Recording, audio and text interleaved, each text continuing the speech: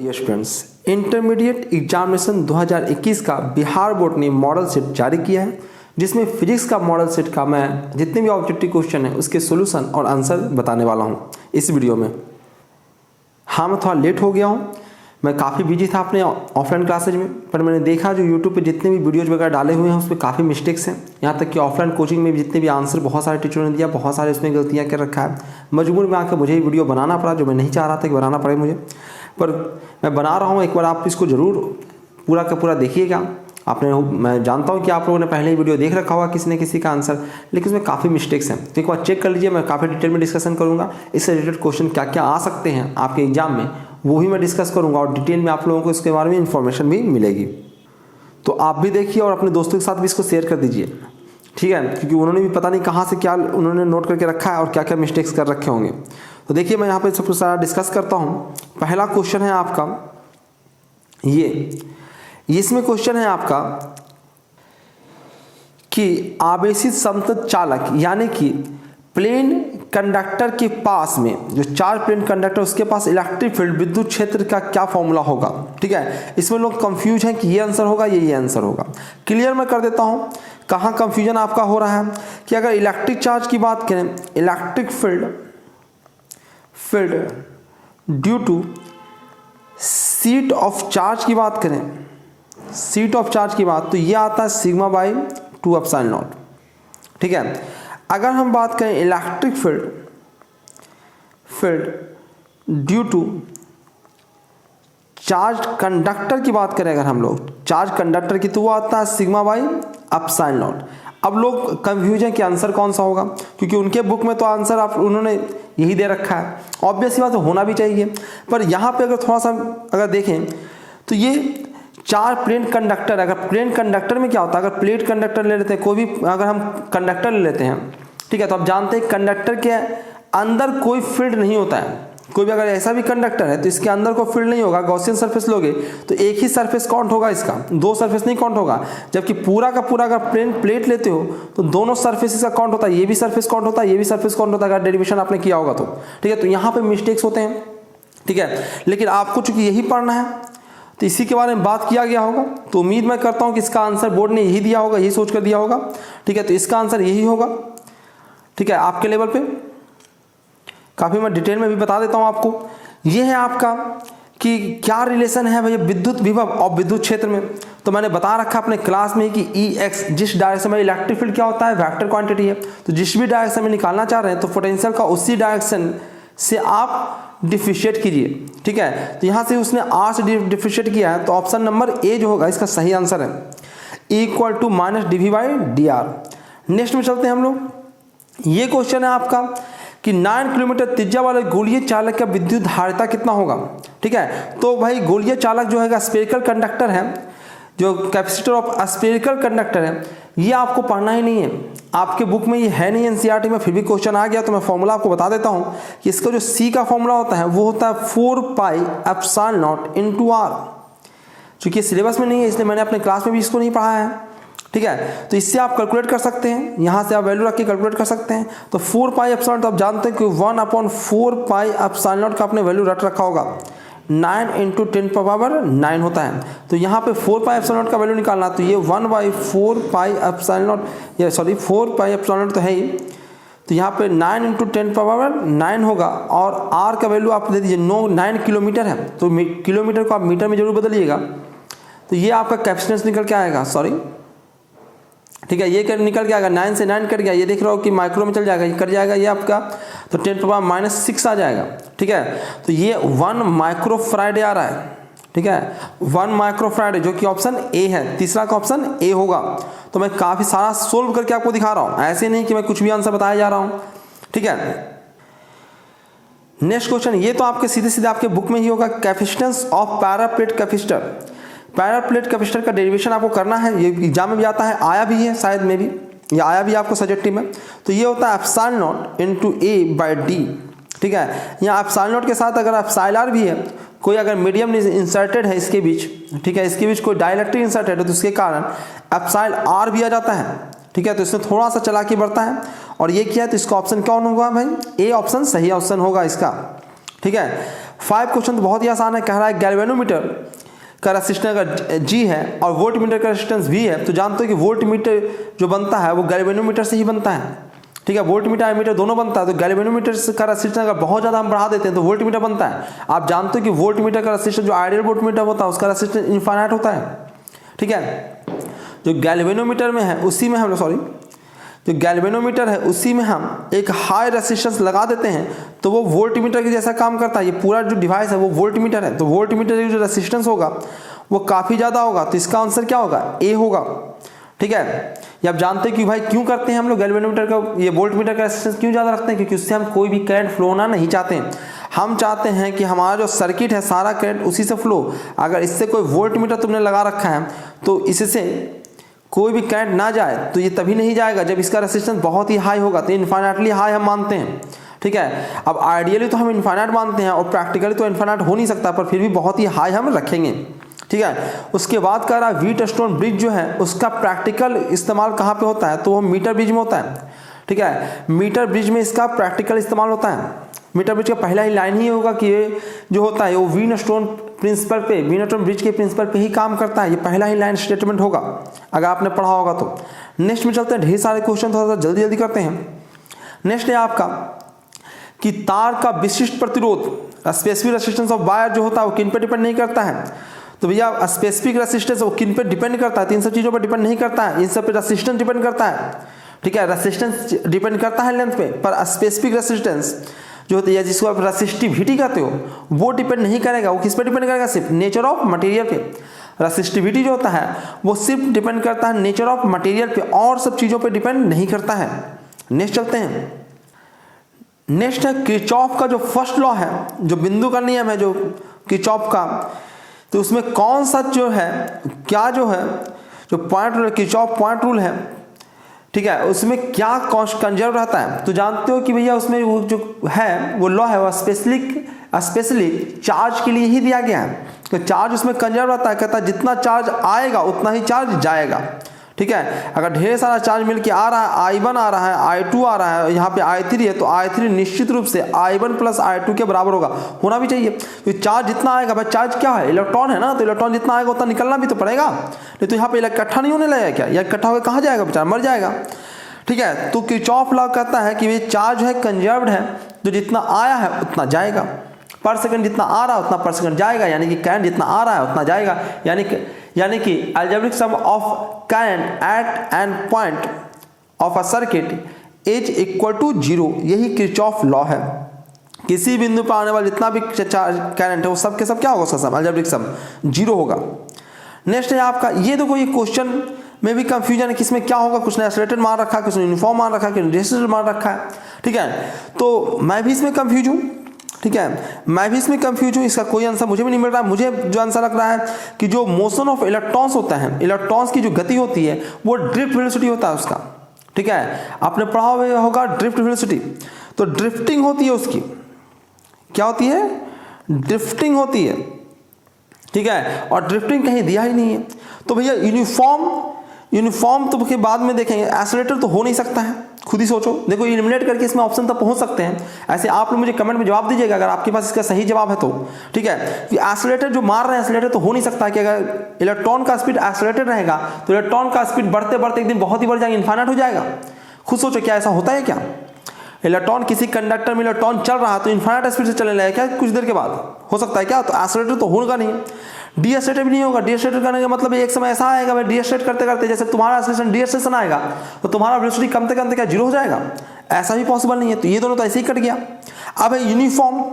ठीक है, तो यूनिफॉर्म भी हो सकता है, पर यूनिफॉर्म भी मतलब थोड़ा सा गड़बड़ है, क्योंकि फोर्स वो तो लगता है, इलेक्ट्रिक फील्ड है भैया, तो फोर्स तो लगेगा।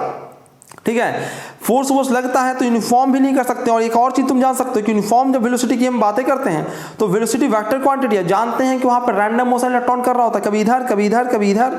ठीक है, जहां तहां जिधर तिधर चल रहा होता है, तो वहां पर यूनिफॉर्म भी कह पाना सही नहीं होगा, क्योंकि इलेक्ट्रॉन का भाई अगर वेलोसिटी कांस्टेंट रहे भी, स्पीड कांस्टेंट रहे भी, तो डायरेक्शन तो बदल रहा है। तो यहाँ पे अगर हम फॉर्मूला वगैरह पर देखें तो देखो हमारे पास तो कोई भी ऑप्शन नहीं है, तो मैं तो एक ही मारूंगा, यूनिफॉर्म एवरेज। क्योंकि अगर एवरेज की बात करें तो वो यूनिफॉर्म रहेगा।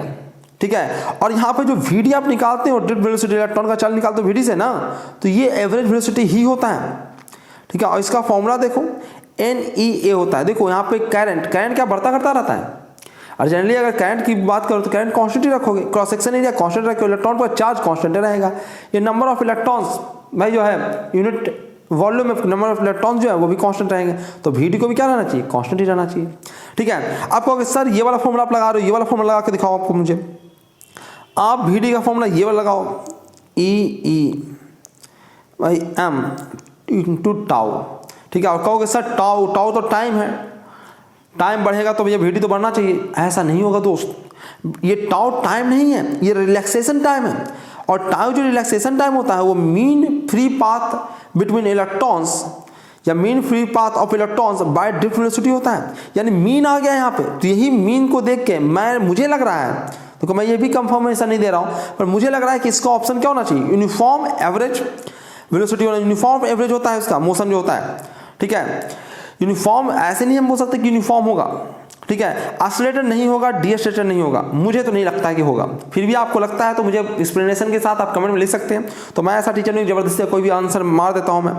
बहुत सारे हो सकता है कि ऑप्शन में इस प्रकार से बनाते हैं तो कंफ्यूजन रह जाता है, बड़े बड़े एग्जाम में रह जाता है, इसको छोटा सा एग्जाम है, ठीक है। अगला चलते हैं, अगला है तो मैंने इसमें बताया कि मेरे अनुसार सी होना चाहिए, आपके अनुसार क्या लगता है वो मुझे बताइए कमेंट सेक्शन में। किसी के पास ऑप्शन है, किसी का आंसर है सही तो और एक्सप्लेनेशन के साथ दीजिएगा, ठीक है। मुझे सही लगेगा तो मैं अपने कमेंट सेक्शन में या कमेंट में या फिर आप डिस्क्रिप्शन में उसको चेंज करके बता दूंगा, ठीक है। मुझे बाद में अगर पता लगा कहीं से कुछ तो, ठीक है। नेक्स्ट है आपका विद्युत परिपथ की शक्ति, power of electric circuit. Power of electricity तो बचपन से पढ़ते आए हो, P वाला फॉर्मूला क्या होता है, P का फॉर्मूला भाई, तो P के बहुत सारे फॉर्मूले आप बना सकते हो। P इक्वल टू क्या कर सकते हो भाई, तो एनर्जी बाय टाइम, एनर्जी को टाइम से डिवाइड करोगे तब भी आएगा। एनर्जी मतलब हीट बाय टाइम, हीट यहाँ पे जनरेट होता है ना एनर्जी के रूप में, ठीक है। इसको आप ड्राइव करके लाओ तो V/I, ये भी होता है पावर। इसके अलावा आप इसी को ओम्स लॉ से निकाल देते हो तो I² R भी हो जाता है। यही से ओम्स लॉ से फिर से यूज करते हो तो इसमें ये बन जाता है क्या, V क्या बन जाता है ये V²/R।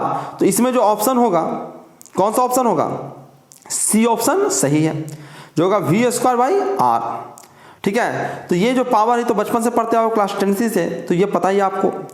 उसके अलावा अगला क्वेश्चन है कि अगर कोई आवेश, कोई चार्ज जो है वो मैग्नेटिक फील्ड चुंबकीय क्षेत्र में चलता है तो उस पर कितना फोर्स लगता है, ठीक है। तो चुंबकीय क्षेत्र में चलेगा तो ये अगर आपने पढ़ा होगा लॉरेंस फोर्स का आपका याद होगा कि भाई कोई भी चार्ज चलता है अगर इलेक्ट्रिक फील्ड मैग्नेटिक फील्ड दोनों है तो ये वाला फोर्स लगता है। मैं पूरा का पूरा बता दे रहा हूँ, हो सकता है एग्जाम में कुछ और आ जाए, ठीक है। अरे सैंपल पेपर है ना तो इसी से लगता हुआ कुछ आएगा ना, इस प्रकार का फोर्स लगता है।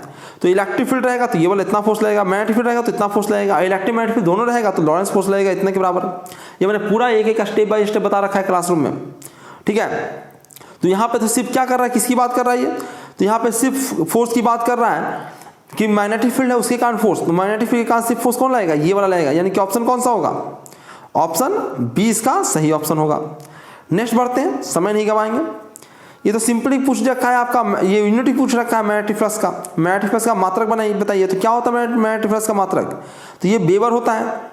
क्या होता है, वेबर होता है। ये तो आपने याद रट ही रखा होगा, इसको बताने की जरूरत ही नहीं है, ठीक है। इसमें भी काफी मिस्टेक कर रखे हैं बच्चे। शक्ति गुणांक, पावर फैक्टर पूछा गया, पावर फैक्टर क्या होता है भाई, तो पावर फैक्टर जो होता है मैं लिखा देता हूं, काफी मिस्टेक कर रखा है लोगों ने इसमें बताने में। पावर फैक्टर जिसको हम cos phi से भी डिनोट करते हैं, cos phi भी अगला बार क्वेश्चन में पूछ सकता है। ये होता है R/Z, R है रेसिस्टेंस, सर्किट में रेसिस्टेंस कितना, और ये क्या है इम्पीडेंस, ठीक है। यही होता है ना।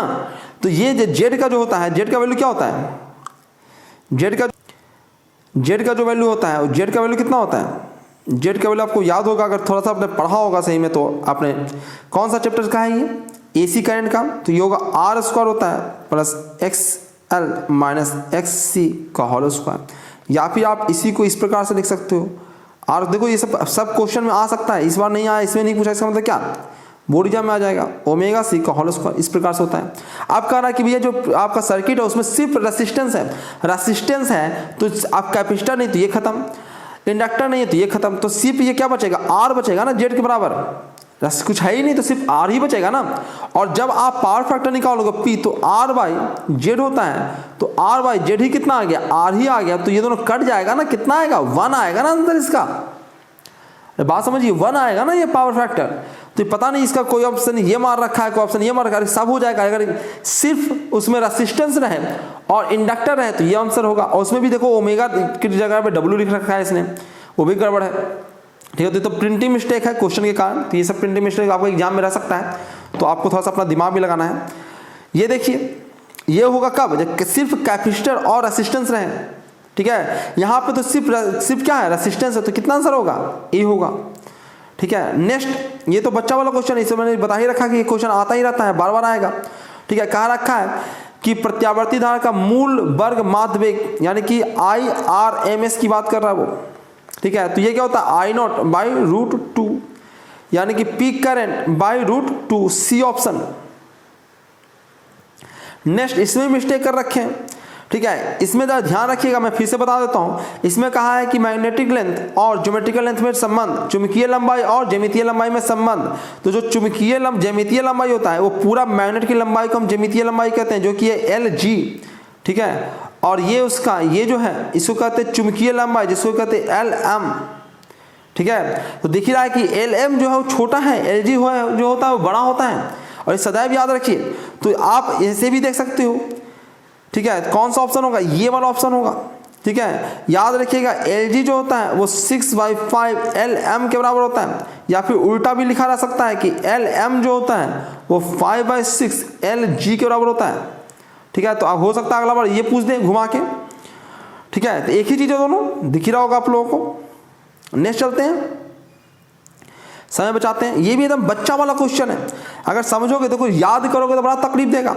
ये क्या है भाई, तो देखो ये आपको चुंबकीय क्षेत्र जो होता है, मैग्नेटिक फील्ड होता है अर्थ का, उसका एंगल के साथ बताया है। तो जानते हो कि रियलिटी में जो होता है वो मैग्नेट, जो अर्थ का मैग्नेट होता है वो थोड़ा सा टिल्ट होता है इस प्रकार से। इसका मैग्नेटिक फील्ड जो इसका बनता है वो इस प्रकार से कुछ बनता है ना। तो यहाँ पे मैग्नेटिक फील्ड का कुछ डायरेक्शन जो होगा वो इस प्रकार से आएगा। अब हॉरिजॉन्टल कुछ और है, हॉरिजॉन्टल जो है वो इस प्रकार से है, वर्टिकल जो है वो इस प्रकार से है। ठीक है, और एंगल जो है इसको थोड़ा सा और मैं अगर अच्छा कर लूँ, थोड़ा सा मैं इसको चेंज कर लेता हूँ, अच्छे से आपको समझ में आया, क्लियर बना देता हूँ, कंफ्यूजन ना हो आप लोगों को। ये मैग्नेटिक, ये अर्थ का मैग्नेट है, इसके कारण मैग्नेटिक फील्ड कुछ ऐसे रहता है। ठीक है, तो हम अगर मैग्नेटिक फील्ड यहाँ पे बात करें, ठीक है, तो ये मैग्नेटिक फील्ड का लाइन, मैग्नेटिक फील्ड लाइन्स है, तो उस पर टेंजेंट डाल दिया तो मैग्नेटिक फील्ड निकल के आ गया, मैग्नेटिक फील्ड का डायरेक्शन। और ये यहाँ पे हॉरिजॉन्टल है। हॉरिजॉन्टल क्या होता है सर, ये अर्थ है ना, तो अर्थ के पैरेलल जो रहेगा, अर्थ पे जो टेंजेंट है वही उसका हॉरिजॉन्टल रहेगा, और ये उसका वर्टिकल है। ठीक है, ये जो एंगल होता है इसी को डीप एंगल डेल्टा कहते हैं, ये वाला जो एंगल है। ठीक है, ये हॉरिजॉन्टल कंपोनेंट है और ये आपका वर्टिकल कंपोनेंट है। ठीक है, हॉरिजॉन्टल कंपोनेंट के साथ ये जो नेट मैग्नेटिक फील्ड है अर्थ का, उसी का एंगल ही आपका डेल्टा कहलाता है, डीप एंगल कहलाता है।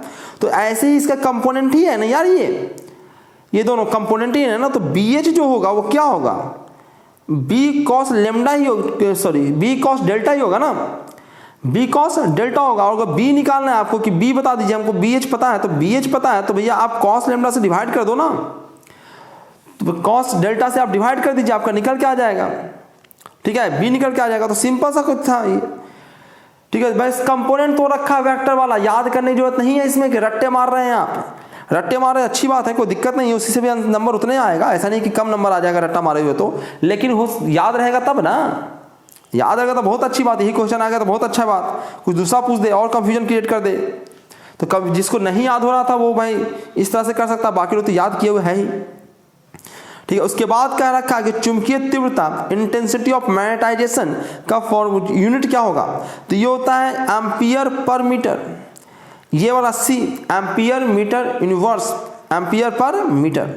उसके बाद इसमें मिस्टेक कर रखा है, चुंबकीय यामोत्तर होता है, मैग्नेटिक मेरिडियन होता है, वो क्या होता है भाई, तो ये बच्चों ने क्या गड़बड़ कर रखा है कि वीडियो देखा है, वहां से टिक मार रखा है कि अरे वीडियो देख के आंसर नहीं देना था, इसलिए मुझे वीडियो बनाना पड़ रहा है। ये वर्टिकल प्लेन होता है, हॉरिजॉन्टल प्लेन किसने मार रखा है यार, हॉरिजॉन्टल प्लेन। चलो मैं तो भाई बता देता हूँ क्या होता है जो। ठीक है, आप पहले समझिए, ऐसे नहीं कि रट्टा मार रहे हैं कहीं से भी आंसर मिल जाएगा, जरूरी थोड़ा ना कि यही क्वेश्चन आ जाएगा। तो ये आपका जो होता है वो होता है, ये मैग्नेटिक, जो मैग्नेट अर्थ का मैग्नेट है वो इस प्रकार से होता है, और ये होता है अर्थ के मैग्नेट का एक्सिस। ठीक है, इसी एक्सिस से होकर जाने वाला जो प्लेन होता है उसी को हम लोग मैग्नेटिक मेरिडियन कहते हैं। तो मैग्नेटिक मेरिडियन वो प्लेन है जो अर्थ के मैग्नेटिक फील्ड के नॉर्थ पोल और साउथ पोल को रखता है। ठीक है, नॉर्थ इधर होगा, साउथ इधर होगा, जाहिर सी बात है। तो नॉर्थ और साउथ पोल को जो रखता है वही मैग्नेटिक मेरिडियन होता है। ठीक है, इसी प्रकार ज्योमेट्रिकल मेरिडियन की बात करें तो ज्योमेट्रिकल मेरिडियन ये होता है, ये तो ज्योग्राफी में पढ़े होगे, ज्योग्राफिकल मेरिडियन। ठीक है, कि अर्थ के समझ में आया, अर्थ के नॉर्थ पोल और साउथ पोल को रखने वाला प्लेन जो होता है, जो अर्थ के एक्सिस ऑफ रोटेशन को भी रखे, एक्सिस ऑफ रोटेशन से पास करे, ठीक है, उसी को हम क्या कहते हैं, ज्योमेट्रिकल मेरिडियन कहते हैं। ठीक है, ये भी पूछा जा सकता है अगले क्वेश्चन में। अब सवाल होता है ये वर्टिकल है या हॉरिजॉन्टल है, तो भैया देख ही रहा है तुम्हें, ये वर्टिकल प्लेन है तुम्हारा। अब कहोगे सर वर्टिकल कैसे है, इसे तुम खींच रहे हो, करो वर्टिकल। अरे भाई अर्थ ये है, तुम यहां पे मुंडी खड़ा करके हो ना, तुम यहां पे हो, तुम्हारे लिए क्या है ये प्लेन, वर्टिकल ही है ना। हॉरिजॉन्टल मतलब ये होता है, ये हॉरिजॉन्टल प्लेन है, तुम्हारे लिए क्या है, वर्टिकल प्लेन है ना। तो अर्थ को देख के ना तुम वर्टिकल हॉरिजॉन्टल डिसाइड करोगे। अभी तो डायरेक्ट फॉर्मूला है। ठीक है, मैग्निफिकेशन ऑफ माइक्रोस्कोप क्या होता है भाई, 1 प्लस dy/f। ठीक है, तो ये आप याद रखिएगा, ए ऑप्शन इसका सही है। अगला देखो, इसमें भी काफी मिस्टेक कर रखा है बच्चा, तुम ब्लंडर काम कर रखा है कि भैया फोकल लेंथ ऑफ नॉर्मल आई। मैं मानता हूं कि मैंने नॉर्मल आई का फोकल लेंथ नहीं बताया है, मैं मानता हूं क्लास में नहीं लिखाया गया है, बुक में भी आपका नहीं मिल रहा है, कहीं होगा। ठीक है, लेकिन मैंने इतना बताया कि आई का जो आई बॉल होता है, यानी आंख का गोलक होता है, वो होता है 24 mm का। ये मैंने लिखा रखा है कॉपी में, देखिएगा, मैंने कई जगह पोस्ट किया है। 24 mm, 25, 24 इसी प्रकार का होता है। 24 ऑब्वियस सी बात है, सबका एक जैसा तो नहीं, थोड़ा बहुत वेरिएशन रहता है, ये रहता है, बहुत ज़्यादा नहीं लेकिन थोड़ा बहुत वेरिएशन रहता है। तो नॉर्मल की मैं बात बता रहा हूँ, 24 mm के करीब होता है। तो भैया आँख यहाँ पे लेंस है तुम्हारा, यहाँ पे इमेज बना रेटिना पे, इन्फाइनाइट से भी रे आएगा, तो रेटिना पे इमेज बनना है ना। तो रेटिना पे अगर इमेज बनना है तो इतना ही फोकल लेंथ होगा ना जी। तो फोकल लेंथ कितना होगा, आई बॉल के अप्रॉक्स होगा ना, कुछ आई बॉल से थोड़ा सा कम ही होगा, क्योंकि बॉल में तो बाहर वाला भी एरिया लेते हैं ना, तो अंदर ही होगा। तो ये कितना होगा, 2 सेंटीमीटर मतलब 20 mm के बराबर कुछ होगा। ठीक है, 20 mm के बराबर होगा, इतना वेरिएशन तो हो नहीं सकता। एक वीडियो में बता रखा है 25 सेंटीमीटर, पगला गए होगा, पगला। मैं मानता हूं कि भाई फोकल लेंथ होता है जो आई का, वो थोड़ा सा बढ़ता घटता रहता है, क्योंकि आपका सामंजस्य क्षमता होता है, पावर ऑफ रिकमेंडेशन के कारण फोकल लेंथ बढ़ता घटता रहता है आँख का। लेकिन इतना थोड़ा ना बढ़ जाए, 25 सेंटीमीटर हो जाएगा क्या, पागल हो गए क्या, आँख के बाहर फोकल लेंथ रहेगा तो कहाँ इमेज बन पाएगा तुम्हारा। इन्फाइनाइट चांद को कैसे देख लेते हो तुम लोग, फिर बात समझ में आ रही है, कितना बड़ा ब्लंडर कर रखा है। और ये तो हद ही है आपका, जो है ये क्रिटिकल एंगल, तो ये पूछ के हद कर रखा है, 2-3 का तो क्रिटिकल एंगल पूछ रखा है इसने। ठीक है, तो क्रिटिकल एंगल आप याद ही कर लीजिए, मैं सबका लिखा देता हूं, देखो क्रिटिकल एंगल और रिफ्रैक्टिव इंडेक्स दोनों याद कर लीजिए, मैं दोनों चीज का लिखा देता हूं। ठीक है, मैं यहां बता देता हूं, एक है बाटर का, पूछा है इसने, आगे चल के क्वेश्चन मिलेगा आपको। क्रॉन ग्लास का लिख लीजिए इसको सब लोग, फ्लिंट ग्लास का लिखना क्या, आप लोग तो बुक में होगा ही, या मैंने लिखा ही रखा होगा। डायमंड का सबसे पहले रिफ्रैक्टिव इंडेक्स जिसको एन या फिर म्यू से आप सूचित करते हो। ठीक है, दूसरा क्रिटिकल एंगल। ठीक है, बाटर का कितना होता है, तो 1.33 रिफ्रैक्टिव इंडेक्स होता है, और ये जो होता है वो होता है 48.75 डिग्री। ये क्रॉन ग्लास की बात करें तो रिफ्रैक्टिव इंडेक्स होता है 1.52 और क्रिटिकल एंगल होता है 41.14। ठीक है, फ्लिंट ग्लास की बात करें तो 1.62 होता है इसका रिफ्रैक्टिव इंडेक्स, और 37.31 डिग्री इसका क्रिटिकल एंगल होता है। डायमंड का जो होता है 2.42 इसका रिफ्रैक्टिव इंडेक्स होता है, और 24.41 इसका क्रिटिकल एंगल होता है। ठीक है, क्रिटिकल एंगल देखो कितना कम है डायमंड का, इसलिए तो इतना चमकता ही है, क्योंकि ये इसका टोटल इंटरनल रिफ्लेक्शन होना आसान है, क्योंकि क्रिटिकल एंगल क्या है, कम है, इससे बहुत ज़्यादा इंटरनल रिफ्लेक्शन होता है। ठीक है, जिसके कारण ये बहुत ही चमकता हुआ महसूस होता है हीरा। तो हीरा है तो एक ऐसे ही कुछ है पत्थर, लेकिन वो बहुत ज़्यादा चमकता है, इसलिए कीमती हो जाता है। ठीक है, तो हाँ, तो इसका आंसर डायमंड का मैंने अभी भी बताया आपको, डायमंड कितना आंसर होगा, क्रिटिकल एंगल मैंने बताता भी हूँ कि देखो किसका भी याद रहे नहीं रहे, डायमंड का याद रखो। डायमंड अच्छा लगता है, क्वेश्चन देने वाले को ना डायमंड है, कुछ है, ठीक है, याद रखिए। और इससे ही पता होना चाहिए कि डायमंड का जो क्रिटिकल एंगल होता है वो बहुत ही कम होता है, क्रांति कोण होता है वो बहुत ही कम होता है, ठीक है, 24.41 डिग्री होता है, बहुत कम होगा, तभी ज्यादा बहुत ज्यादा रिफ्लेक्शन होगा ना, ठीक है।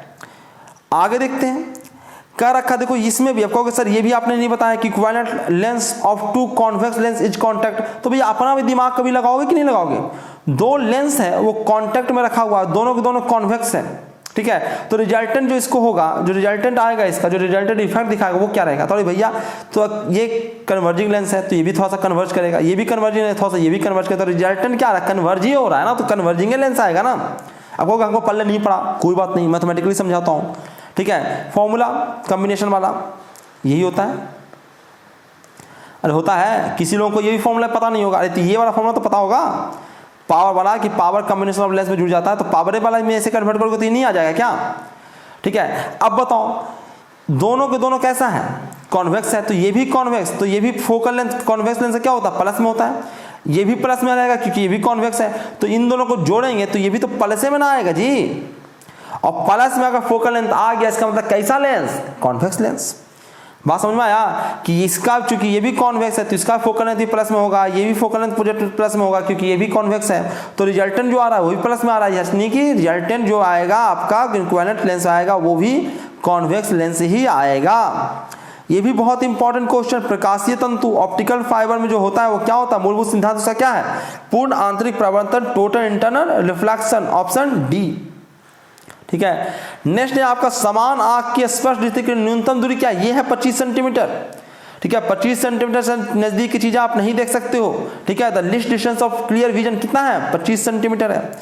इंद्रधनुष में क्या होता है भैया, इंद्रधनुष रेनबो में क्या होता है, रेनबो में बर्न विक्षेपण होता है, डिस्पर्सन होता है, ऑप्शन सी, ठीक है। ये तो बचपन से जानो, इसमें डिटेलिंग में क्या करूं। आगे देखिए, देखो ये भी क्वेश्चन बच्चा कहेगा कि सर आपको बताया ही नहीं, ठीक है, किस रंग के लिए प्रकाश के लिए कांच का अपवर्तनांक अधिक होता है। अरे भैया ये तो मैंने बता रखा है कि जो प्रिज्म से होता है वो सबसे ज्यादा कौन मुड़ता है, तो वायलेट मुड़ता है, सबसे कम कौन मुड़ता है, तो रेड मुड़ता है। तो जो ज्यादा मुड़ा उसका रिफ्रैक्शन क्या हुआ, ज्यादा हुआ, उसके लिए रिफ्रैक्टिव इंडेक्स क्या है, ज्यादा है, ठीक है। तो जो वायलेट है, जो बी ऑप्शन है वायलेट है, बैगनी है, उसका रिफ्रैक्शन बहुत ही ज्यादा हो रहा है, तो उसका रिफ्रैक्टिव इंडेक्स भी ज्यादा होगा। अरे रिफ्रैक्टिव ज्यादा रहता है, ज्यादा मुड़ता है ना, बात समझ में आ रहा है। तो नहीं पढ़ा है तो इसका मतलब ये नहीं कि नहीं बना सकते हो, जैसे ये वाला क्वेश्चन है, ठीक है, ये तो आप लोग क्लास इसमें ही पढ़ते हो, क्लास 11 में पढ़ते हो वेब में, ठीक है, कि विनाशकारी व्यतिकरण हो रहा है, डिस्ट्रक्टिव इंटरफेरेंस हो रहा है, तो डिस्ट्रक्टिव इंटरफेरेंस के लिए पथांतर जो होगा, ठीक है, पाथ डिफरेंस जो होगा वो कितना बराबर होगा, 2n+1 λ/2, ठीक है, 2n+1 λ/2 के बराबर होना चाहिए पाथ डिफरेंस। ऑप्शन कितना, ऑप्शन नंबर बी होगा, ध्यान रखिए। नेक्स्ट चलते हैं 28। नेक्स्ट में है भैया कि जो प्रकाश का जो है, जो अनुप्रस्थ तरंग है, ठीक है, ये जो ट्रांसवर्स वेव है light, transverse wave nature of light जो होता है वो किस प्रकार से देखा जा सकता है, तो वो है ध्रुवीकरण। पोलराइजेशन से आपको पता लगता है, पोलराइजेशन में होता है कि वो मुड़ जाता है, जैसे तब वो पोलराइज लाइट हो जाता है, दूसरा डायरेक्शन में मुड़ जाता है तो अनपोलराइज लाइट हो जाता है, ठीक है। अगर वाइब्रेशन एक ही डायरेक्शन में होने लगा, ठीक है, जिस डायरेक्शन में लाइट जा रहा है तो भैया आपको पता लगता है कि भैया अनपोलराइज हो गया है, फिर पोलराइजेशन आ जाता है, ठीक है। तो इसी से पता लगता है, तो पोलराइजेशन ही है जो इस बात को प्रूव करता है कि ये जो है ट्रांसवर्स वेव है, ठीक है। कई लोग कुछ बोलते हैं कि सर ट्रांसवर्स वेव का तो प्रॉपर्टी हमने सुना है कि उसके जो पार्टिकल्स होते हैं वो वेव के प्रोपगेशन के डायरेक्शन के परपेंडिकुलर डायरेक्शन में वाइब्रेट करते हैं, ठीक है, इसमें कैसे हम मान लें, ठीक है। तो यही पोलराइजेशन जो बिहेवियर है इसी से पता लगता है कि ट्रांसवर्स वेव है, ठीक है, क्योंकि भाई लाइट में कोई मीडियम के पार्टिकल्स होते नहीं है। नेक्स्ट है आपका कि अवरोध किनारों पर प्रकाश का मुड़ना, ठीक है, bending of light from the corners of the obstruct is called, कौन सा प्रोसेस है, ये डिफ्रैक्शन है। डिफ्रैक्शन प्रोसेस यही होता है ना, कोनों से मुड़ जाना, ठीक है। लाइट अगर है यहाँ पे छेद कर दी हो तो क्या होता है, लाइट ये सीधा सीधा बीम के रूप में नहीं जाता, ये थोड़ा सा फैल जाता है ऐसे ऐसे, ठीक है, और ये फैल जाना ही क्या कहलाता है, डिफ्रैक्शन ऑफ लाइट कहलाता है। चांदी का कार्य, ये तो ब्लंडर क्वेश्चन है भाई, चांदी का कार्य पूछ दिया है, अब इसका क्या करें। अब देखो कहोगे कि सर ये क्या है, आसान तो है, इसका आंसर फलाना होगा। अरे फलाना होगा, एग्जाम में कैसे करोगे, ठीक है, अभी तो रट लिए तुम, आया कि एग्जाम तो तुमको पहले से पता था, वैसे नहीं पता था। अभी चांदी का पूछा, अगली बार सोना का पूछ लेगा, कल लोहा का पूछ लेगा, कल कुछ और का पूछ लेगा, लकड़ी का पूछ लेगा, क्या करोगे, लकड़ी का तो नहीं पूछेगा, खैर तांबा का पूछ लेगा, सोडियम का पूछ लेगा, मैग्नीशियम पूछ लेगा, तब क्या करोगे? तो ये क्वेश्चन मुश्किल है। मुश्किल इसलिए है कि चांदी का उसने क्यों पूछा भाई, सोना का भी पूछ सकते थे। तो हम लोग कितने का रटेंगे? तो कार फलन रटने वाला चीज़ नहीं है कि हर किसी का हम रट सकें, रटना भी नहीं चाहिए, इस प्रकार क्वेश्चन नहीं देना चाहिए। पर उसने दे दिया है तो आप जानते हो कि इसका जो वैल्यू होता है चांदी का, ठीक है, चांदी यानी कि सिल्वर का वो होता है 4.74 इलेक्ट्रॉन वोल्ट के करीब होता है। देना नहीं चाहिए सिल्वर का, ठीक है, क्योंकि सिल्वर ऐसा कुछ इंपॉर्टेंट है नहीं कि सिल्वर का वो पूछे। नेक्स्ट है आपका प्लांक कांस्टेंट। प्लांक कांस्टेंट का वैल्यू कितना होता है भाई? तो जानते हो कि ये जो होता है वो 6.626 इंटू 10⁻⁻34 जूल सेकेंड के बराबर होता है। प्लांक कांस्टेंट का वैल्यू तो सिंपल सा क्वेश्चन है, प्लांक कांस्टेंट तो याद होना ही चाहिए आपको। एक और ब्लंडर क्वेश्चन है, इसमें भी काफी लोग मात खाए हैं। मात क्या खाए हैं? कहा है कि फोटोन का जो डायनेमिक मास ऑफ फोटोन है वो कितना होता है? तो लोगों को लगता है फोटोन का तो मासलेस होता है, समझ में सुन मान रखा है। अरे भैया वो रेस्ट मास होता है। रेस्ट मास जो होता है फोटोन का, रेस्ट मास वो कितना होता है? 0, ठीक है। इसको मैं प्रूफ करके दिखा सकता हूं। जो न्यूटन का है, न्यूटन नहीं आइंस्टीन का जो फॉर्मूला है रिलेटिविटी का, वहां से मास का ये फॉर्मूला आता है, ठीक है, m = m0 by root of 1 - v² c², ठीक है। जहां पे ये जो m0 होता है वही होता है रेस्ट मास। तो यहां से अगर m0 अगर आप निकालना चाहते हो रेस्ट मास, तो ये हो जाएगा m into root of 1 - v² c²।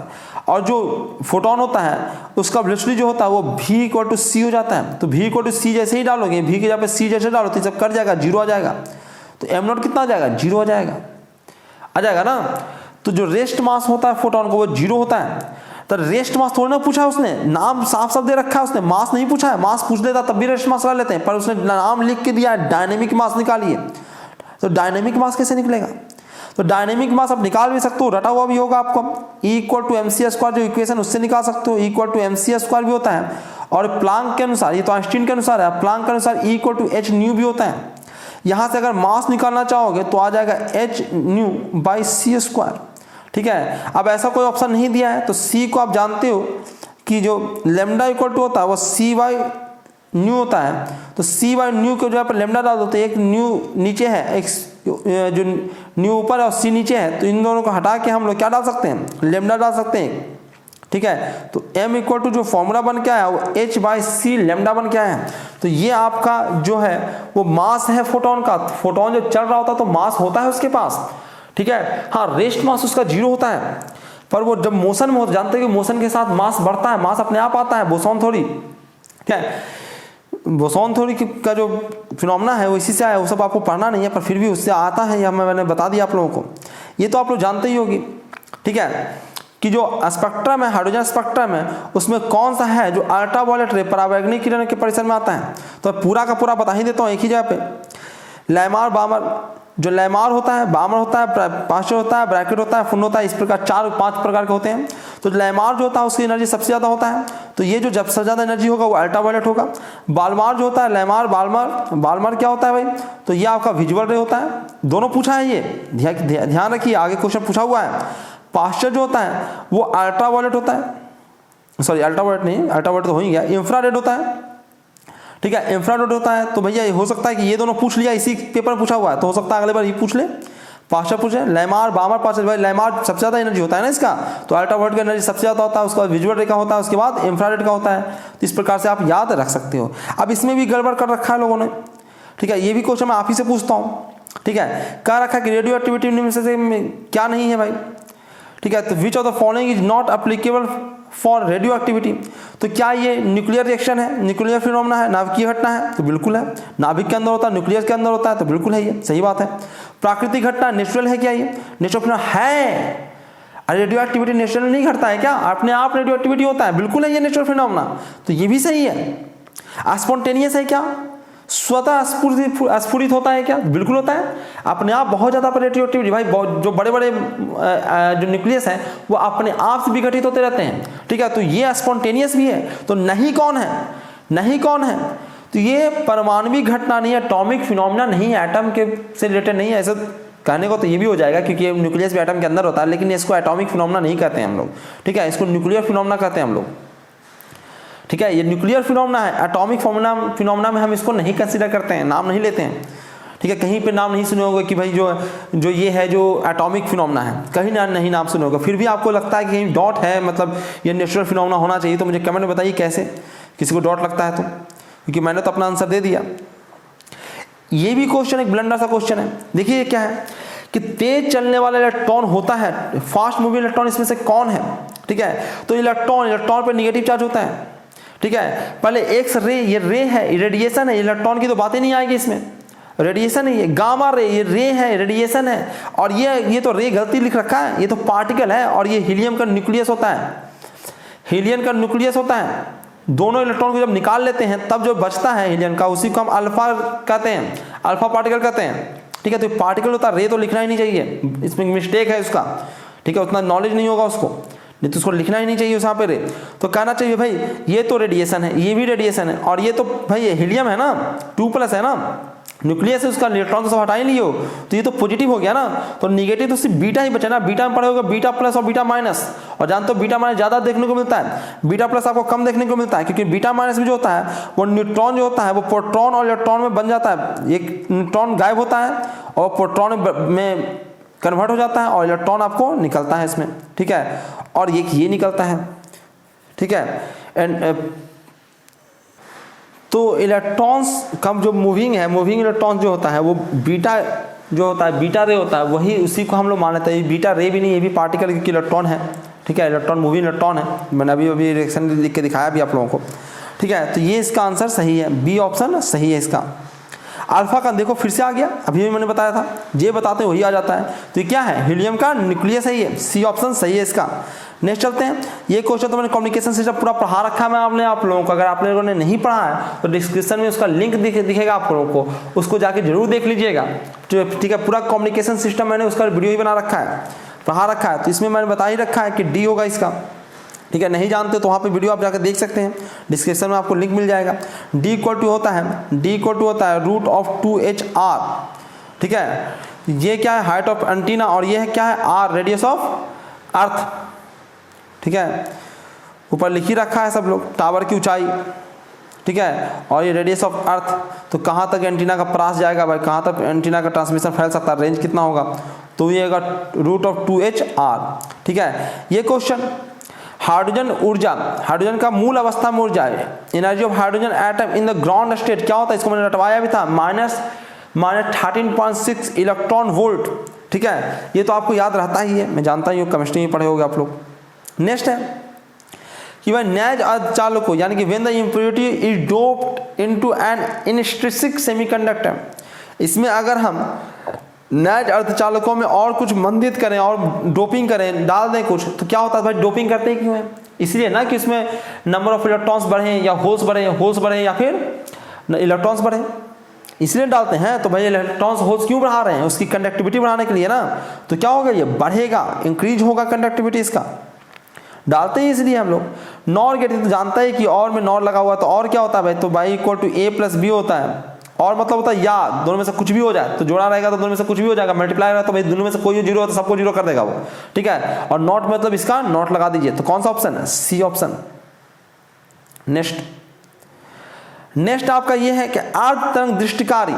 ठीक है, जो हाफ वेव रेक्टिफायर है उसमें हम 50 हर्ट्ज का हम इनपुट दे रहे हैं, तो आउटपुट जो निकलेगा वो कितने का निकलेगा, तो हाफ वेव रेक्टिफायर जो होता है वो रेक्टिफाई करता है। अगर वेव ऐसा जा रहा है, अगर वेव इस प्रकार से जा रहा है, इस प्रकार से घूम के जा रहा है, ये है वेव आपका एसी सिग्नल है, तो डीसी में हाफ वेव रेक्टिफायर क्या करेगा, हाफ नीचे वाले को छोड़ देगा, एक ही डायरेक्शन में जाने देगा। ठीक है, तो फ्रीक्वेंसी देखिए रिपीट कितने देर के बाद हो रहा है, तो इसका फ्रीक्वेंसी इतना था पहले, इतने देर के बाद रिपीट हो रहा है, अभी भी फ्रीक्वेंसी उतना ही है, देखो इतने देर के बाद ये फिर से रिपीट हो जा रहा है। ठीक है, तो फ्रीक्वेंसी थोड़ा नहीं चेंज करता है, बस डायरेक्शन में एक डायरेक्शन में फ्लो होने देता है, दूसरे डायरेक्शन से रोक देता है। हाँ, फुल वेव रहता तो उसका फ्रीक्वेंसी आधा हो जाता। ठीक है, क्योंकि फुल वेव में क्या हो जाता है, फुल वेव में ये भी आ जाता, ये भी आ जाता, ये भी आ जाता, ये भी आ जाता, तो फ्रीक्वेंसी देखो जो पूरा था यहाँ से यहाँ तक था, यहाँ से यहाँ तक ठीक था, अब इतना ही हुआ है। ठीक है, तो अगर फुल वेव रेक्टिफायर होता तो जरूर उसका फ्रीक्वेंसी आधा हो जाता है। ठीक है, फ्रीक्वेंसी आधा नहीं तो फ्रीक्वेंसी डबल हो जाता है, उसका टाइम पीरियड आधा हो रहा है ना, टाइम पीरियड क्या हो जा रहा है, आधा हो रहा था, फ्रीक्वेंसी क्या हो गया, डबल हो गया। अब उतने ही समय में 2 बार वाइब्रेट कर ले रहा है वो। ठीक ठीक है, तो फ्रीक्वेंसी डबल हो जाता। पर कब होता, जब फुल वेव रेक्टिफायर होता तो ये देखो मैंने नहीं पढ़ाया पर फिर भी आप इसका जवाब दे सकते हो, ठीक है, ये आपको नोट्स वगैरह में नहीं मिलेंगे।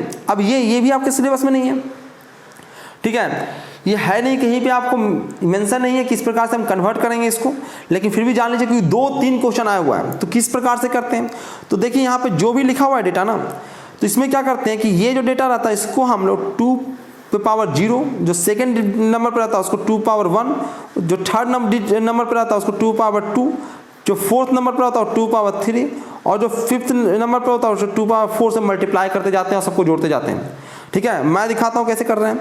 जैसे पहला डिजिट क्या है भाई, 0 है, तो 0 हम लिखेंगे और 0 को मल्टीप्लाई करेंगे 2 पे पावर 0 से, ये प्लस देंगे।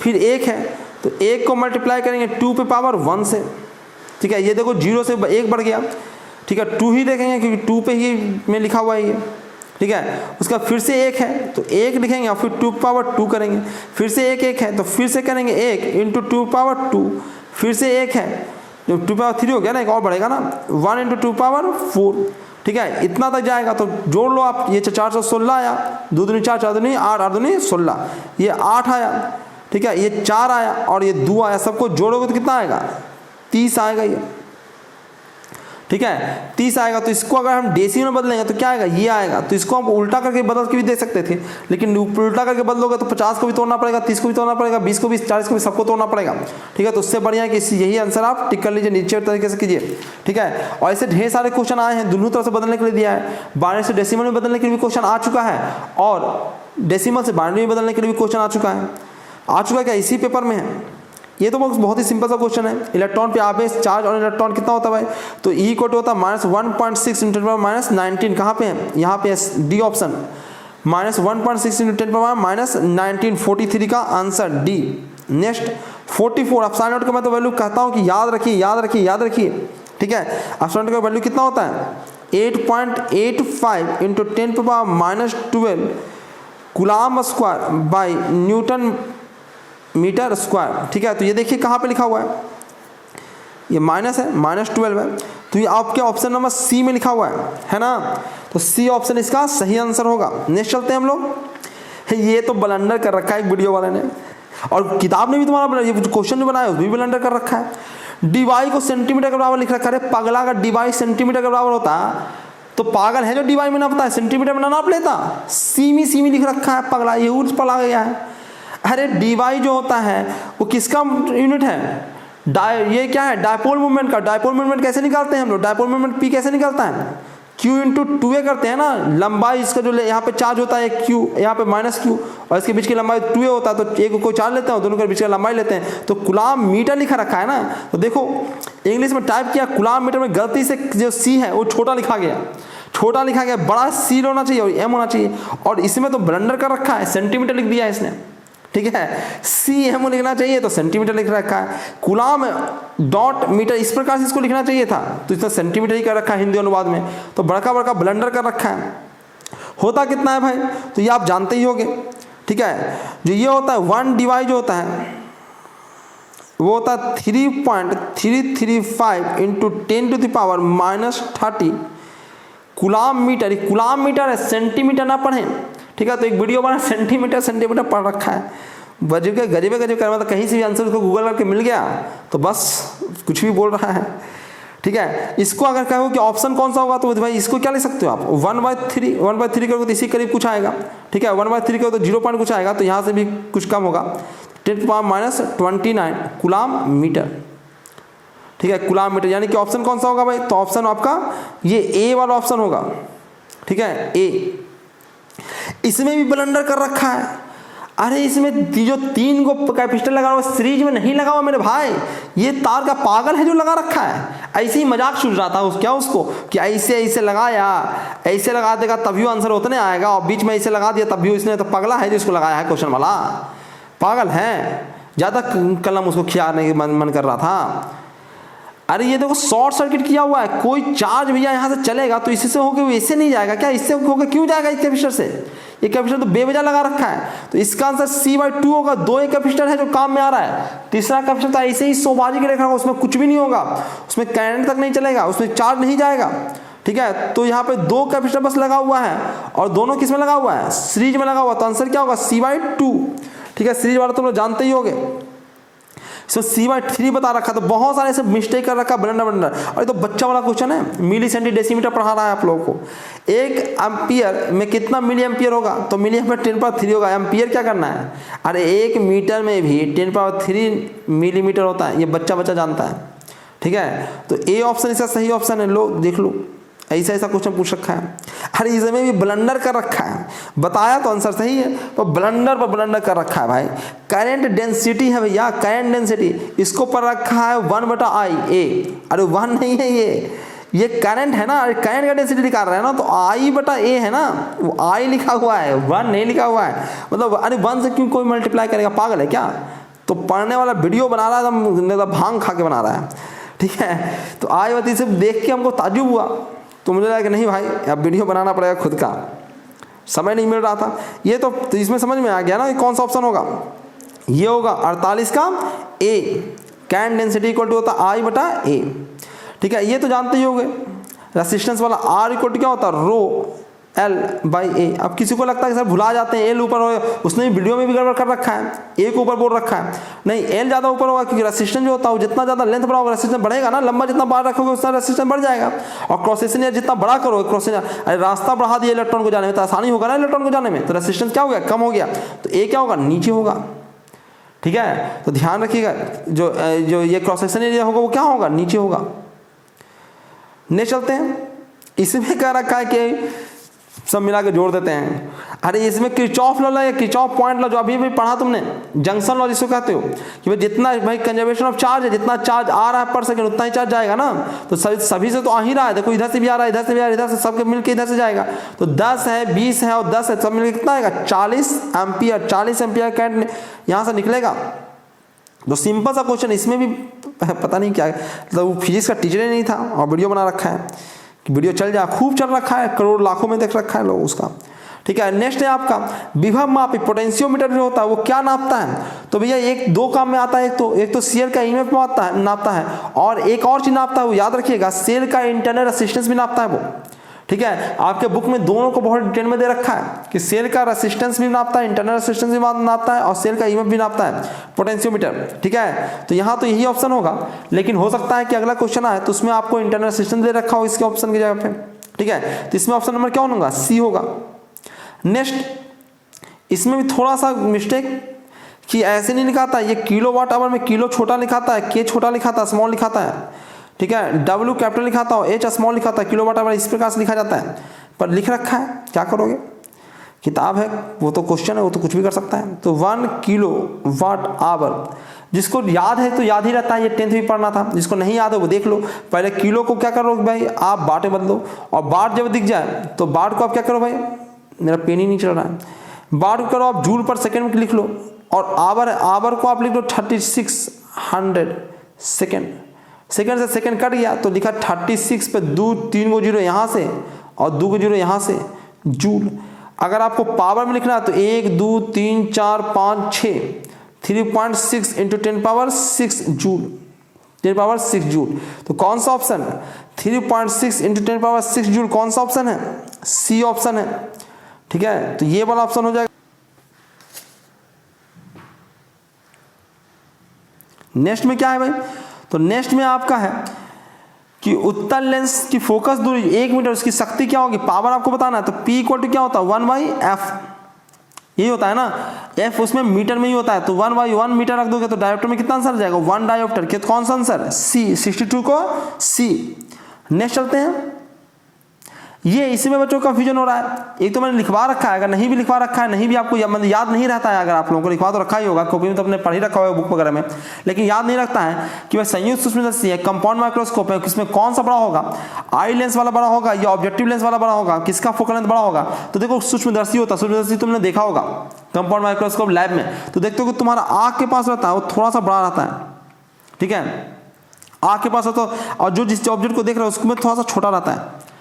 अरे भाई देख रहे हो छोटा चीज को देख रहे हो ना, तो वहां पे देख रहे हो छोटा छोटा सा जैसा निकला रहता है, तो ये छोटा सा है, तो ये जो ऑब्जेक्ट के पास वो छोटा सा है ना, तो ऑब्जेक्ट के पास छोटा सा अगर लेंस है तो उसका फोकल लेंथ भी छोटा सा होगा, और आँख के पास थोड़ा सा बड़ा सा है तो उसका फोकल लेंथ भी बड़ा सा होगा।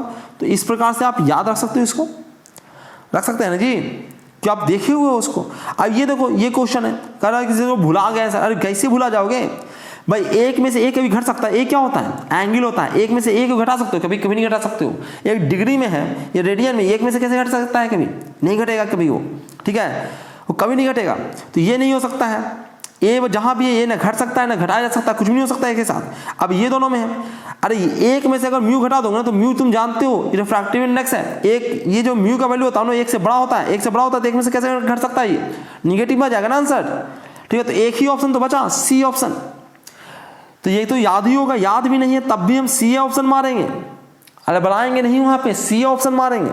कंफ्यूजन क्या हो रहा है कि ये जो डिजिट वगैरह इधर तो दाएं बाएं कर रहा है, उसमें पता नहीं लग रहा है कि कौन सा ऑप्शन था, देखे तो थे, याद तो था, लेकिन भुला गए, इसने कंफ्यूजन क्रिएट कर दिया। तो कंफ्यूजन तो क्रिएट जो है तो उसको समाधान है ना, उसको समाधान मैंने कर दिया कि भैया म्यू का जो वैल्यू होता है वो एक से बड़ा होता है, तो एक इसमें से घट सकता है, नहीं तो निगेटिव आ जाएगा, ठीक है। तो ऑप्शन कौन हो जाएगा इसमें, सी ऑप्शन सही ऑप्शन होगा। आगे चलते हैं, आगे है प्रकाश के अपवर्तन में जो रिफ्रैक्शन ऑफ लाइट है उसमें कौन सी भौतिक राशि, कौन सा फिजिकल क्वांटिटी कांस्टेंट रहता है, ठीक है। तो ये जानते हो, ये बीपीएससी में आया हुआ क्वेश्चन, बीपीएससी का मैंने सोल्यूशन दिया है, देख लो। बीपीएससी तुम लोग नहीं देखे, बीपीएससी बहुत भारी भरकम चीज है, ये तो हम नहीं देखेंगे, उसका क्वेश्चन हूबहू आ गया, हो सकता है बहुत सारा वो बोर्ड एग्जाम में डाल दे, ठीक है। क्या है भाई, तो कौन सा चीज कांस्टेंट रहता है, तो फ्रीक्वेंसी कांस्टेंट रखता है, मैंने कई बार लिखवा रखा है, ठीक है बच्चों को, कि फ्रीक्वेंसी जो होता है लाइट का, फ्रीक्वेंसी जो होता है लाइट का वो सिर्फ सोर्स पे डिपेंड करता है, ठीक है, वो सोर्स पे डिपेंड करता है, वो बाकी चीजों पर डिपेंड नहीं करता है, ठीक है। सोर्स जब तक नहीं बदलेगा तब तक फ्रीक्वेंसी नहीं बदलेगा, बाकी तय तो जानते हो कि घुसता है तो बदल जाता है, वेलोसिटी बदल जाता है, भाई फ्रीक्वेंसी अगर कांस्टेंट रहेगा तो वेलोसिटी सी बाय लैम्डा होता है, ठीक है। तो सी लाइट का स्पीड तुम जानते हो क्या अलग मीडियम अलग होता है, तो लैम्डा भी उसी अनुसार बदलेगा, और ये एफ क्या रहेगा, कांस्टेंट रहेगा, ठीक है। बाकी चीज तो बदलेगा, एक को बदल रहा तो ऑब्वियस सी बात है कि इंटेंसिटी तो बदलता है। इंटेंसिटी भाई लाइट अगर तुमको अगर वो पानी से होकर गुजरेगा तो तुमको कम नहीं दिखता है, इंटेंसिटी तो साफ साफ तुमको दिख जाता है। और ये देखो एक बहुत ही आसान क्वेश्चन, तो ऐसा नहीं सारा क्वेश्चन मुश्किल दिया, आसान क्वेश्चन देखो कितना खतरनाक दिया है।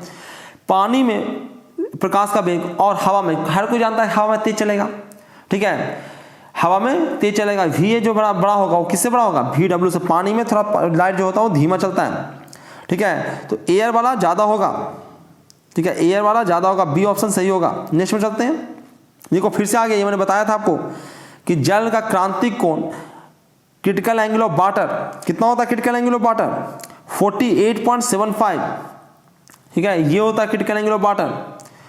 ये देखो कि ब्लंडर कैसा कर रखा है, कंस्ट्रक्टिव इंटरफेरेंस की हिंदी में लगता है रचनात्मक, अरे रचनात्मक व्यतिकरण नहीं होता है, कंस्ट्रक्टिव होता है संपोषी व्यतिकरण होता है, और जो डिस्ट्रक्टिव होता है उसे विनाशी व्यतिकरण कहते हैं, विनाशी व्यतिकरण कहते हैं। इसमें संपोषी होता है, मिल जाता है, रचनात्मक नहीं होता है, ठीक है। हिंदी में उसने हिंदी ट्रांसलेट करने वाला को लगता है नहीं आता है, वो बस हिंदी कर देता है सीधे। तो उसमें कंस्ट्रक्टिव इंटरफेरेंस में जानते हो कि जो फेज डिफरेंस होता है पाई, वो होता है 2n पाई के बराबर होता है, ठीक है। या 69 में कहा है कि प्रकाश की तीव्रता जो होता है, the following cat for the intensity of scattered light, scattered light की इंटेंसिटी होता है, इसी में है, इसी में तो आप पढ़ते हो रेलेजियन लॉ ऑफ स्कैटरिंग, यही बोलता है कि आई जो होता है वो डायरेक्टली प्रोपोर्शनल होता है 1/λ/4 का, ठीक है। तो हो सकता है अगली बार नाम लेके दे दे कि रिलेजियंस लॉ ऑफ स्कैटरिंग लिखिए, तो यही है लॉ रिलेजियन लॉ ऑफ स्कैटरिंग। तो हो सकता है अगली बार ये पूछ दे, कोई जरूरी नहीं है ना है कि यही क्वेश्चन पूछेगा। उसके बाद ये देखो कितना अच्छा आसान क्वेश्चन कर रहा है, कांच के समानांतर सतह की पट्टी का फोकस दूरी कितना होता है। तो जानते हो भैया फोकस कहाँ से निकलता है, रेडियस ऑफ कर्वेचर से निकलता है ना, जितना घुमा रहेगा। ऐसे ही पढ़े होगे बचपन में दर्पण की मैं बात कर रहा हूँ, मिरर की बात कर रहा हूँ कि एफ जो होता है वो r/2 होता है। और वैसे बात है लेंस में ऐसा नहीं होता, लेंस का फॉर्मूला तुमने लेंस मेकर फॉर्मूला पढ़ चुके हो, लेकिन देखो ये देखो तुमने पढ़ा होगा कि ये जो है इसको अगर थोड़ा सा ऐसे हम रखते हैं तो सर्किल बन जाता, तो रेडियस आता, थोड़ा सा और बड़ा करेंगे, थोड़ा सा और बड़ा करेंगे, तो रेडियस अगर बढ़ाता जाएंगे तो ये क्या एक सतह जैसा दिखेगा, समतल जैसा, प्लेन जैसा दिखेगा, लाइन जैसा दिखेगा ना। तो इसका जो रेडियस है वो कितना इनफाइनाइट है, या फोकल लेंथ कितना है, इनफाइनाइट है। ठीक है। तो जो कांच का समानांतर सतह होता है, सतह की पट्टी होता है, उसका जो फोकस दूरी होता है वो कितना होता है, अनंत होता है। बी ऑप्शन इसका सही है। तो ये 70 क्वेश्चन थे जिसका मैंने डिस्कशन कर दिया। इसके अलावा ढेर सारे आपके क्वेश्चंस और भी हैं, ठीक है। ये भी बहुत ही आसान क्वेश्चन, इसमें कोई भी न्यूमेरिकल नहीं डाला गया है, सारा ना कोई डेरिवेशन दिया गया है, सिंपल से फॉर्मूला मतलब सिंपल से डेफिनेशन ही पूछ लिया है कि क्या पूछा है भाई, इक्विपोटेंशियल सरफेस क्या होता है, ठीक है भाई। वो सरफेस जिसके सारे पॉइंट पर पोटेंशियल क्या हो, सेम हो, इक्विपोटेंशियल सरफेस। इलेक्ट्रोस्टैटिक गॉसियस थ्योरम पूछ रखा है सीधे सीधे हेडलाइन, गॉसियस थ्योरम जिसके इंपॉर्टेंट लिखा रहता है, गॉसियस थ्योरम आइबे करेगा। जूल्स लॉ ऑफ हीटिंग बचपन से पढ़े हो, 10वां से पढ़ते आए हो, ठीक है।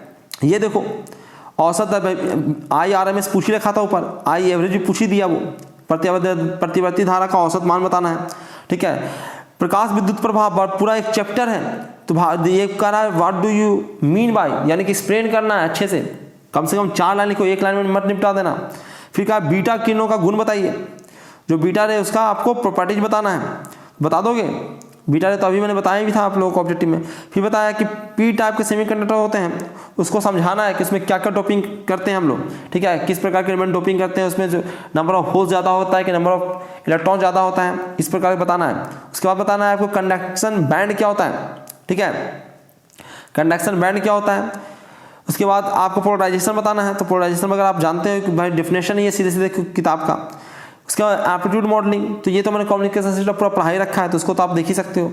उसके बाद इलेक्ट्रिकल रेजोनेंस आता है AC में, ठीक है, इलेक्ट्रिकल रेजोनेंस आपको पढ़ना है। इलेक्ट्रिक फील्ड लाइंस मैंने बताया रखा है, इंपॉर्टेंट है इलेक्ट्रिक फील्ड लाइंस, यहाँ पे आ गया, अगला हमारा प्रॉपर्टी आ सकता है उसका, ठीक है। यहाँ कम्बिनेशन ऑफ कैपेसिटर्स, ठीक है, पूरा कम्बिनेशन ऑफ कैपेसिटर का डेफिनेशन भी लिखना है, उसको एक्सप्लेन करके भी दिखाना है, उसका फॉर्मूला भी टाइप करके देना है, सब चीज करके देना है 2 नंबर में, ठीक है। टाइम नहीं लगता डेरिवेशन करने में, 2 लाइन का डेरिवेशन है। एंड गेट बताइए, एंड गेट को समझाना है आपको कि किस प्रकार से काम करता है, क्या समझता है। एंड मतलब दोनों होना चाहिए, ये और ये दोनों होना चाहिए, ठीक है। इसका बूलियन अलजेब्रा वगैरह सब लिखना है, इक्वेशन एक्सप्रेशन वगैरह सब लिखना है आपको, ठीक है। उसके बाद कर रहा है परमिटिविटी ऑफ मीडियम, ठीक है, ये भी काफी बार क्वेश्चन आता है, पता नहीं क्यों, ठीक है। उसके बाद कह रहा है प्राथमिक इंद्र उसको समझाना, तो कैसे बनता है, क्या होता है, क्यों होता है, कितने बार रिफ्लेक्शन, कौन कौन सा प्रोसेस होता है, सारा चीज आपको लिखना है इसमें, ठीक है। सारा चीज 2 नंबर में लिखा जाएगा, टेंशन मत लो, 3 4 5 लाइन लिखोगे खत्म हो जाएगा। बोर्ड सिद्धांत की 2 कमियां लिखना है। एक बच्चे ने मुझे पता नहीं कौन क्या लिखा है, 2 कमियां लिखना है, शॉर्ट कमिंग्स है कि क्या क्या फॉल्ट था, limitations of board model theory लिखना है, ठीक है।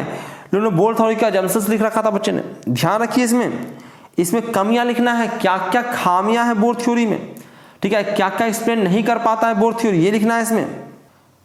और इसको मैंने बजाबते क्लास में नोट्स में लिखवा रखा है कि बोर मॉडल जो होता है वो Z=1 के लिए लागू होता है, जनरली हाइड्रोजन एटम के लिए दिया गया, हाइड्रोजन लाइक एटम या हाइड्रोजन एटम के लिए इसके थ्योरी सही होते हैं, ठीक है। इसके अलावा ये थोड़ी ये भी नहीं बता पाता है कि आखिर जो स्पेक्ट्रम होता है वो एकदम फाइन लाइन क्यों आता है, कंटिन्यूअस लाइन्स क्यों नहीं आते हैं, ठीक है, कंटिन्यूअस क्यों नहीं आता, हर तरह के स्पेक्ट्रम मिलना चाहिए, तो ऐसा नहीं होता है, तो वो भी नहीं बता पाए, ठीक है। बोस थ्योरी इसके लिए को भी एक्सप्लेन नहीं कर पाया। इसके अलावा इसने कहा कि भाई सर्कुलर ऑर्बिट में घूमता है, सवाल उठता है सर्कुलर क्यों, भाई अर्थ सन के जो चारों ओर घूमता है तो इलेक्ट्रिकल ऑर्बिट में घूमता है, यहाँ भी फोर्स लग रहा है ना, वही वाला फोर्स लग रहा है यहाँ पे, भाई गुरुत्वाकर्षण ग्रेविटेशनल फोर्स लग रहा है, यहाँ पे अब कूलॉम फोर्स लग रहा है, तो सेम फोर्स है, तो ये इलेक्ट्रिकल पाथ है और ये ऑप्टिकल पाथ है, ऐसा क्यों, इसको एक्सप्लेन कीजिए। तो इसको भी एक्सप्लेन नहीं कर पाया था वो, ठीक है, क्योंकि ये जो है थ्योरी है जो इन्होंने एक्सप्लेनेशन दिया कि वह कूलॉम फोर्स, जो कूलॉम फोर्स लगता है उसके कारण सर्कुलर मोशन करता है, सर्कुलर मोशन एक और ऑर्बिट पॉसिबल है, वो इलेक्ट्रिकल ऑर्बिट भी पॉसिबल है, तो सवाल उठता है इलेक्ट्रिकल ऑर्बिट में क्यों नहीं घूमता है। तो ये 3 मैंने कमियां गिना दिया, आपको बस 2 ही लिखना है, तो 2 कमियां आप लिख सकते हो। नमन कोण कितनी बार आया, डीप एंगल अभी मैंने समझाया था ऑब्जेक्टिव क्वेश्चन में। शॉर्ट साइटेडनेस, ठीक है, शॉर्ट साइटेड मतलब निकट की चीज दिखे दूर की चीज न दिखे।